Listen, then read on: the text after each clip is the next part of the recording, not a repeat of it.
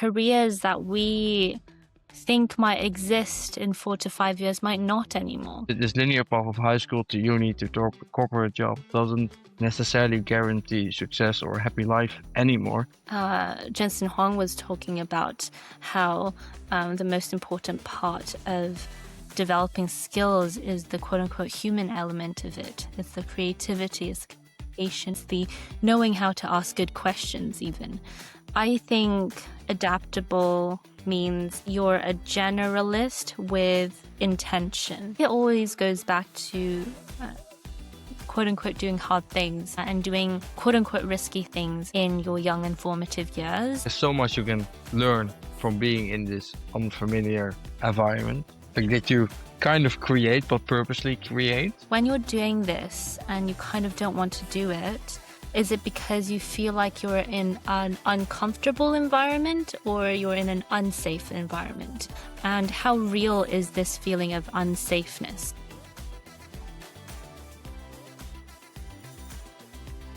Okay, thanks so much for joining me, Naijing. I've been looking forward to this topic a lot, and it's also a topic that we both care about a lot.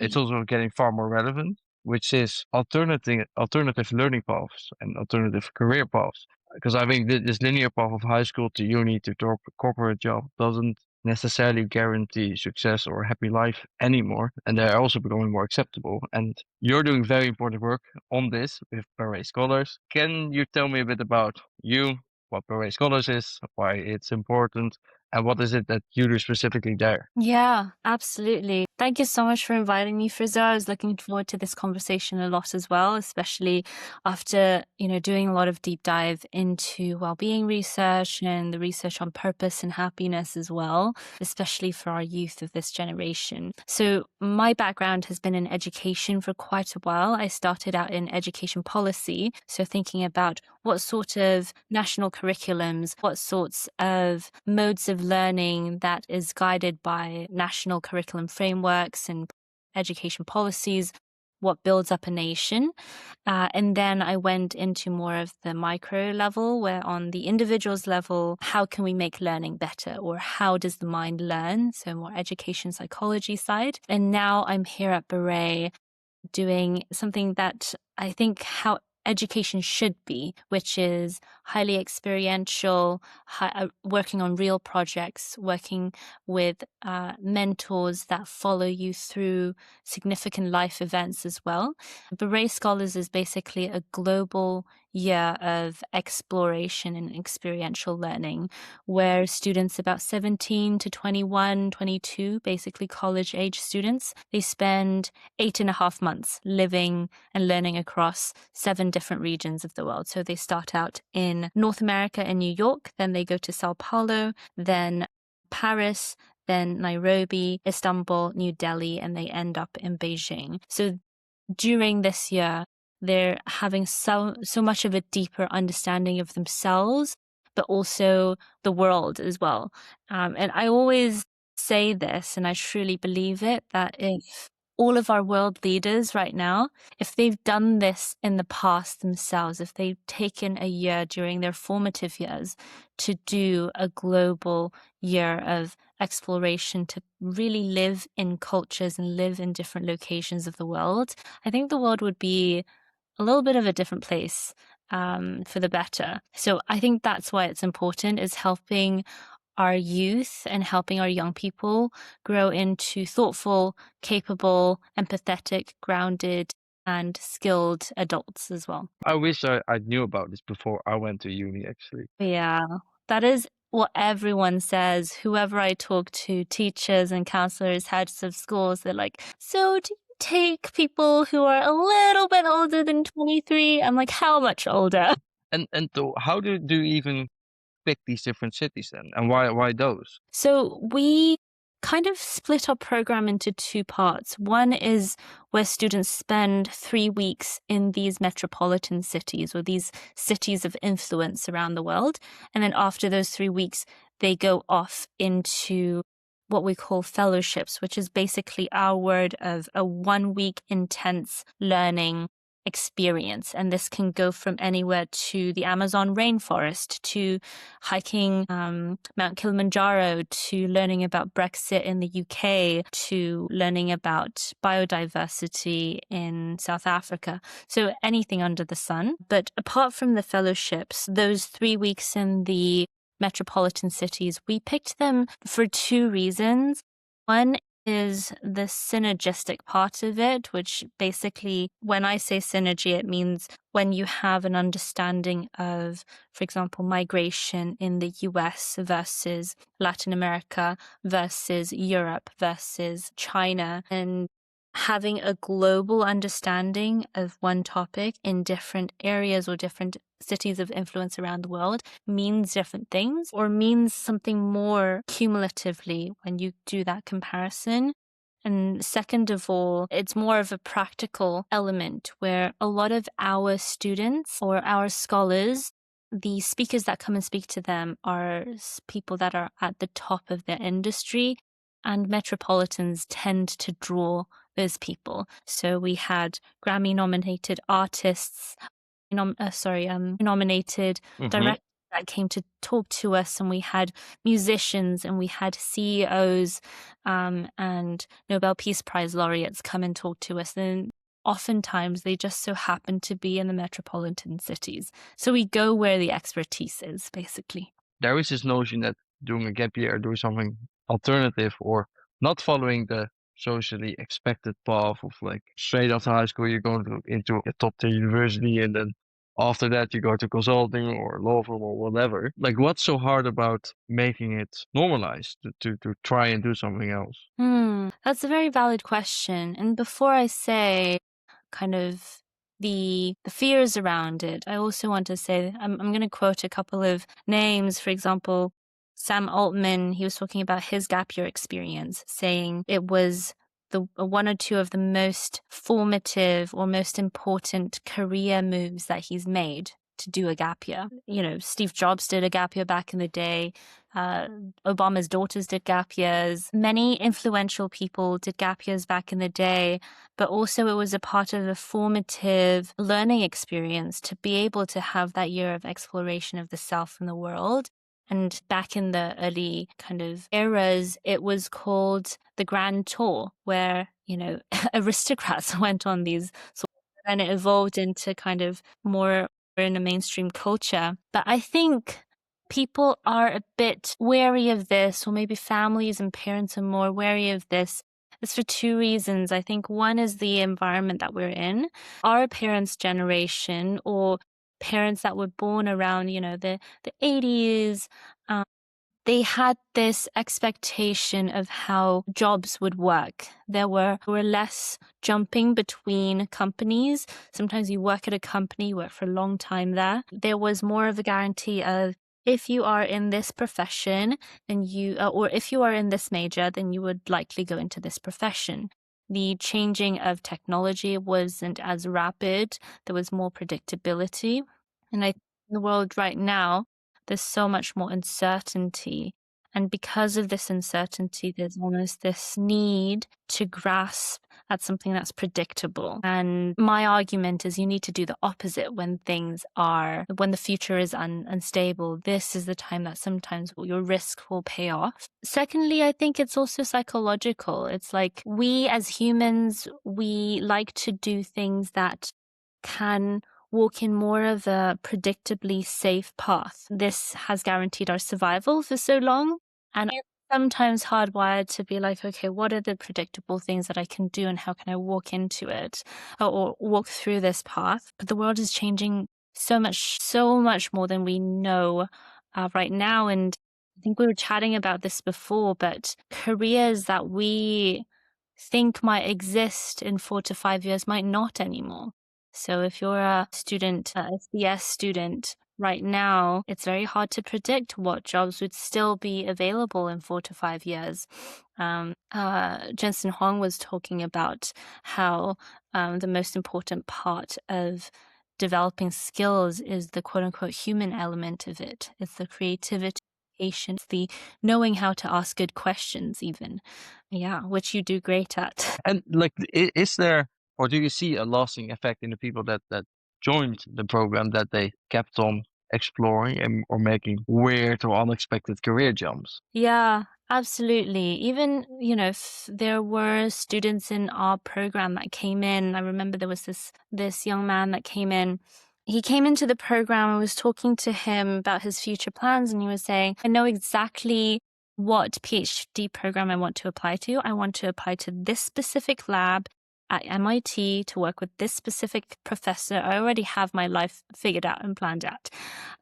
2 months into the program, he was like, I don't want to do this anymore. I don't want to be an anthropologist anymore. I want to go into neuroscience. So it was a complete 180. On the surface, it seemed like a 180, but I think on the bottom, it was him rearranging his understanding of what his talents were, what his skills were, what curiosities he had, and directing that into something that he thinks he has a deeper curiosity in. And I think that's something that really fuels us, that kind of, pushes us further. There's so many cases in our program where students halfway through decide to change their profession, change their major, or decide to have a more interesting outtake. Second thing, one of our students, I'm going to quote her, she said that I think Baret gave me a sense of Delulu, like an optimistic, like positive sense of Delulu. And in my perspective, I was so happy about this because in my perspective, it meant that we've given her a sense of rational optimism. And optimism, from like a psychology and a well-being and a flourishing lens, it is one of the key indicators of resilience, right? But then on the other side of just personal development, an experience that can create optimism, that is so valuable. And it's something that I think a lot of our youth are missing. They look out into this world and some of them don't feel too motivated to seek for hope right now, even some of the educators. But if our program is able to create or push the sense of optimism or instill optimism in students, that's so important. And I think we do this through challenging students through safe but opportune ways. So figuring out that you can do very different and difficult things and being able to lock it down, it's so satisfying. Like I got lost on the Paris metro system, but I found my way back to the hotel, or I missed my bus when I was trying to get back from Milan, but then I figured out a way to come back. Or this happened in our cohort as well. One of our students or a past alumni, he got diagnosed with a rare autoimmune disease. He was based in Kenya, based in Nairobi, and he didn't have the financial means to be able to afford his medical treatment. And someone in his cohort set up a GoFundMe page, and the full cost of the treatment over consecutive weeks the fundraising goal was raised within 48 hours. And this was just from our student community pushing this out. So that I think is formative, and yeah. Well, like it feels like there's so much you can learn from being in this unfamiliar environment, like that Yeah. you kind of create but purposely create, and then Yeah. that teaches, well, resilience, optimism. You touched on a couple of these, but what else do you think younger generations need to learn now? Like, what is important to learn if you don't know what jobs will look like? That's such a good question. I think one key thing that I've been chatting with students about is like what does it mean to be adaptable? How do you become adaptable as well? Is it the technical skills that you have? Is it the general skills that you have? Is it the soft skills that you have? I think in general, we've also seen a rise in this idea of multidisciplinary majors. And this has been on the rise. Even you can see it in higher ed institutions where they have more majors that are multidisciplinary. For example, even master's degrees, they would have pharmaceutical and business in one degree, or they would have, 2 different industries in one degree, because they realize how important it is to be quote unquote adaptable, to be quote unquote somewhat a generalist, but using the skills that you have to create something innovative and new. I think adaptable means you're a generalist with intention. So you're able to pick up knowledge from different places, and you're able to intentionally put it in a systematic way that can help you solve issues. And I think that's one of the key parts to start, is how do you build adaptability? And I think it always goes back to doing hard, quote unquote, doing hard things and doing quote unquote risky things in your young and formative years. One of our faculty members about 2 years ago, Flynn, we were talking about this, about mentorship and students. And one of the things that she mentioned that I'll still remember is she asked this question to a lot of her students. When you're doing this and you kind of don't want to do it, is it because you feel like you're in an uncomfortable environment, or you're in an unsafe environment? And how real is this feeling of unsafeness? So if you're in an uncomfortable environment, that might just mean that you're in your growing range. We call it the zone of optimal development. Or if you're feeling unsafe, do you have your guard up too high, or is it the right amount of boundary and protection? And I think that's the line that some of our young people need to navigate right now and figure out how to do hard things. But like in terms like, how can you teach that? What concrete exercises can you do to learn? I think it's so person to person dependent. I think if someone looks into their life, they might already be doing that already. I think it is the process of experimenting, and it's the process of following your curiosities. And even when it's difficult, and even when it's hard, and even when it's challenging, you still continue to push through. So for example, we had one student last year. She held her first photography exhibition in China for the first time. She wasn't Chinese. She was Brazilian. She didn't speak Mandarin or Cantonese. She's never shown a photography exhibition before, even though she's a very skilled photographer. We almost given her the platform or the opportunity to orchestrate this event.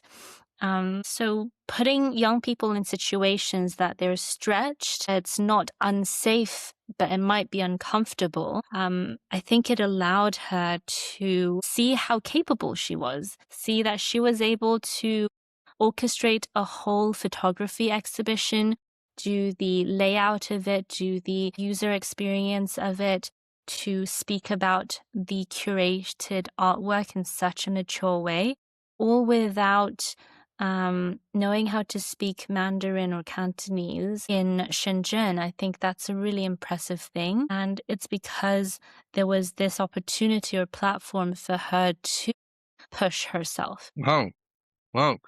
As being part of the younger generation right now, I really see and recognize everything that you're saying. I recognize how important it is that you're exposed to new environments and to maybe some risky environments every now and then. I also understand that as a parent, you find that very hard for your children. A lot of parents, or like the older generations, they've worked in one company for 20, 30 years. They specialize into one specific role. I do understand that it's hard for them to become convinced of my children should become a generalist and they should do scary and risky things. Yeah. What do parents tell you, or like what's withholding parents to have their kids enrolled in Baret? I think a lot of what they have, their concerns and their thoughts around this, they're valid concerns, and it's this fear or concern of, I don't know what's going to happen in the world anyways, and you're going on a path that's so unpredictable. If you fall, I won't be able to catch you. If you fall, I might not be there to support in the way that I have been before. But he is a part of our advising team. He mentioned that he does a lot of student coaching. He mentioned that I think most of the time with coaching students, the best thing that you can do is to take a step back and let them be. And that has been so formative to so many of our students. So for example, even for me back in the day, I remember quitting my job at Deloitte, and a lot of people were questioning that decision. My parents were very wary about this decision as well. Even there were some of my close mentors at Deloitte, not all of them, but some were really supportive. They would caution me against it. And I think obviously every individual needs to do their own risk assessment, but I think you have to, in those times, evaluate, first of all, what is the real risk here? What do you think would be the case scenario that would happen? Second of all, if it does happen, can you climb up from this? Third of all, what is the best thing that can happen from this? And are those skills and those experiences worth having that? And first of all, for example, at Baret, all of those placeholders are in place to ensure student safety. So for example, we have a medical doctor, we have MDs on our team this year that are traveling with the students. We have security that is traveling with the students. Our teacher to student ratio is about 1:11. This is very, very much unheard of in higher education as well. So with that secure foundation and base, what would be the quote unquote worst case scenario? And is this a true fear or is this a manufactured fear? Let's put that one aside. And then the second is, what is the best thing that could happen? And is that worth the risk? And oftentimes I think it is. Oftentimes I think that's where creativity happens. I think that's where innovation happens. If it was something that was not worth something that wasn't as risky, I don't think it would be worth doing sometimes. I recognize a lot about what you're saying from my own student years. I studied for 6 years in total, but what I enjoyed a lot about is that you have this full flexibility. You can do whatever you want and you'll have barely anything to lose. You don't have a lot to lose. So you can try out so many different things. You can try and build your own software. You can try and start a student society. You can do this internship. You can work there. You can take this job. So many different things, especially in formative years. I found it very important for myself, and I'm very happy that I used all of that. Yeah. Do you see a lot of cultural differences? Because you're seeing students from all over the world, but you're also located all over the world. Is there large differences in terms of what skills people find important to learn, or um, the risk level that they prefer? I think there are broad stroke cultural differences in terms of potentially communication style, in terms of how quote unquote approachable people might seem on the surface. But I have found with our students that the things that they have in common are so much more. So they're all this group of young, energized adults that are thinking about the world in interesting ways, and they're all very passionate about making a change in this world. Even parent concerns can be so similar in many ways. I think the similarities are more than others. I think I've talked to parents and even school leadership from all over the world, from the US to Latin America to Asia to MENA. Many times the concerns are the same. The concerns about are young people not being ready for the future. That's a common theme. The concern about, if I take this year to explore, will my students be, quote unquote, taking a step back or missing a year out? There are concerns about what the world would look like when their students graduate college. Those are some real concerns that parents and families have all over the world. And for our students, I think it's very similar sentiments as well. I think what motivates us are all kind of on the baseline the same. Is the concept of being a global citizen also very important in your programs? And do people afterwards also feel more like a global citizen? Or is the concept of their own nationality becoming less important? I don't know. Absolutely. So there is this brilliant young woman that I work with, named Dr. Charlie. She used to be an alumni last year. So she came through our program, and now she's working with Baret. And she said the key thing that she gained out of Baret is that her world expanded. Her ideas of what could be possible expanded. She initially primarily saw her career focusing in India, and after our program, she saw her possibilities expand globally because she now has connections everywhere else in the world. She has a couch to slouch in nearly in every continent that she's in. So some students come to us with already a very global mindset. So they're third culture kids. They've moved around. You can never really guess where they are because their accents are all over the place. And I'm sure you met people like that. Some are more of the curious explorers they might have not traveled a whole lot, but they have such an open and interested mind that they can gain a lot from an experience like that. And I do believe, not just believe, I've seen that students that have graduated our program are much more aware of the world and more capable in deciphering things that are happening and holding nuances. Can you imagine that? So holding nuances in the world as well. Yeah. Well, what's actually your favorite part of the whole program? Like a city or a mentor or a course within it? I think one thing that I really love in our program is actually the Capstone projects.